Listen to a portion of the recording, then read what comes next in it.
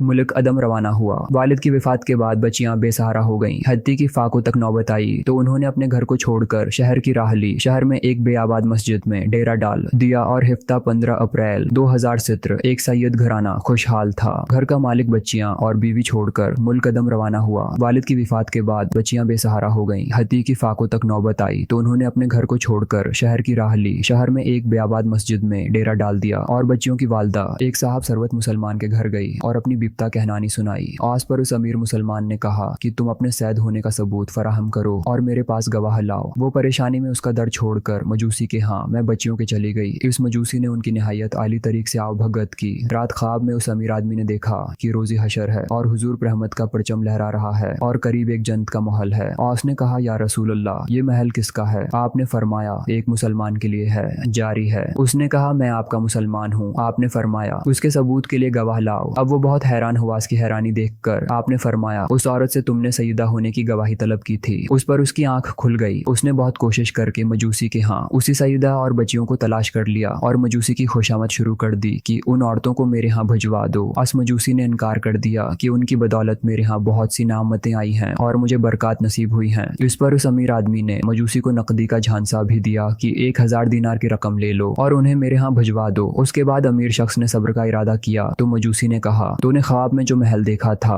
वो मेरे लिए पैदा किया गया है। तुम अपने तौहीद प्रस्त होने के दावेदार हो। अल्लाह की कसम, हम रात सोने से पहले ही मुसलमान हो चुके थे तो उन्हें देखा। आपने फरमाया, सैयदजादियां तुम्हारे घर में हैं। मैंने अर्ज किया, जी हाँ। रसूलुल्लाह ने फरमाया, वो महल तेरे और तेरे अहल व याल के लिए है। वो अमीर मुसलमान हाथ मिलता रह गया।